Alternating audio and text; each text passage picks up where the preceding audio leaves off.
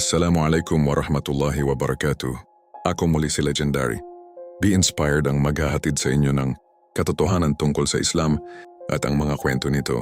Sa video na ito, pag-uusapan natin ang isang napakaseryoso at mabigat na paalala.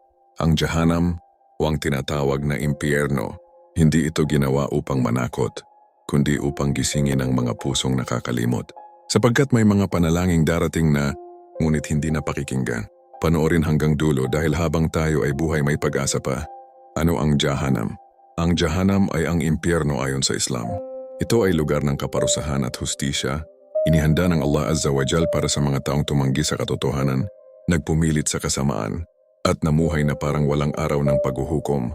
Sinabi ng Allah Azza wa Jal sa marangal na Quran, "Fatakun nar alati wa kuduhan nasu wal hijara."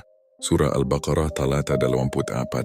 Ibig sabihin, mag-ingat sa apoy na ang panggatong ay mga tao. Ito ay paalala na ang bawat gawa sa mundo ay may katapat na pananagutan sa kabilang buhay. Ang kaparusahan bilang hustisya, hindi kalupitan. Mahalagang maunawaan, ang Allah Azza wa Jal ay ganap na maawain, ngunit siya rin ay ganap na makatarungan. Hindi nilikha ang Jahanam upang pahirapan ang mga taong nagsisi, kundi para sa mga taong tumanggi sa awa kahit malinaw na ang babala. Sinabi ng Allah Azza wa Jal, "Wama rabbuka bizallamin lil abid." Surah Fussilat talata 46. Ibig sabihin, hindi kailanman naging di makatarungan ang iyong Panginoon sa kanyang mga nilikha. Kapag kinausap ng mga tao sa Jahanam ang Allah Azza wa Jal, darating ang sandali na ang mga tao sa Jahanam ay magsusumamo.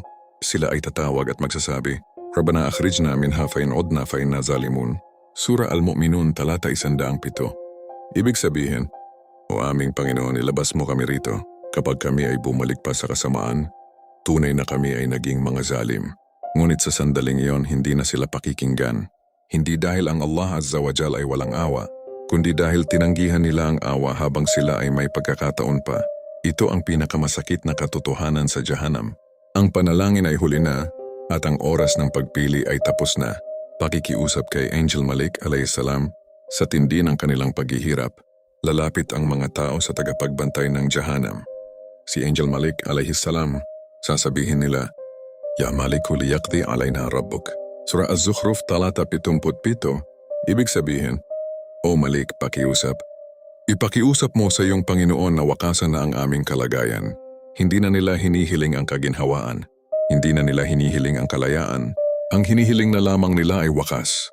Ngunit ang sagot ay darating matapos ang mahabang panahon. "Qala innakum makithun." Ibig sabihin, kayo ay mananatili. Doon nila mauunawaan na ang kaparusahan ay hindi pansamantala at ang pagsisisi ay huli na kapag ang kamatayan ay naging isang pangarap. Sa mundong ito, maraming tao ang winawasak ang kanilang buhay dahil sa problema, hirap, kalungkutan at kawalan ng pag-asa. Ngunit sa Jahanam ang kamatayan ay hindi dumarating. Sinabi ng Allah Azza wa Jal, "La yuqda alayhim fayamutu wa la yukhaffafu anhum min adhabiha." Surah Fatir talata 36. Ibig sabihin, hindi sila mamamatay at ang parusa ay hindi gagaan. Sa Jahanam, ang kamatayan ay magiging isang mabuting pangarap, isang bagay na hindi na maabot. Bakit ipinapaalala ang Jahanam? Hindi inilalarawan ng Allah Azza wa Jal ang Jahanam upang mawalan tayo ng pag-asa, kundi upang magising ang ating mga puso habang may oras pa. Ang Jahanam ay paalala ng hustisya, babala sa kapalaluan, at panyaya sa pagsisisi.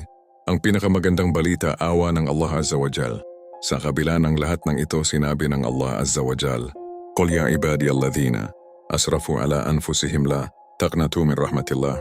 Surah Az-Zumar talata 53. Ibig sabihin, huwag kayong mawalan ng pag-asa sa awa ng Allah. Habang tayo ay buhay, may tawad, may pagbabalik loob, may pagkakataon. Motivational message by Be Inspired. Ang Jahanam ay babala, ngunit ang awa ng Allah Azza wa Jal ay mas malawak. Huwag hintayin ang araw na ang panalangin ay hindi na pakikinggan. Maraming salamat sa panonood. Naway ang paalaalang ito ay maging dahilan ng pagbabago at hindi ng takot. Habang may buhay, may pag-asa. Habang may hininga, may awa. Ako muli si Legendary Be Inspired, ang maghahatid sa inyo ng katotohanan tungkol sa Islam at ang mga kwento nito. Huwag kalimutang mag-follow, like, at share upang mas marami pa ang maabot ng mensaheng ito. Hanggang sa muli, Assalamualaikum warahmatullahi wabarakatuh.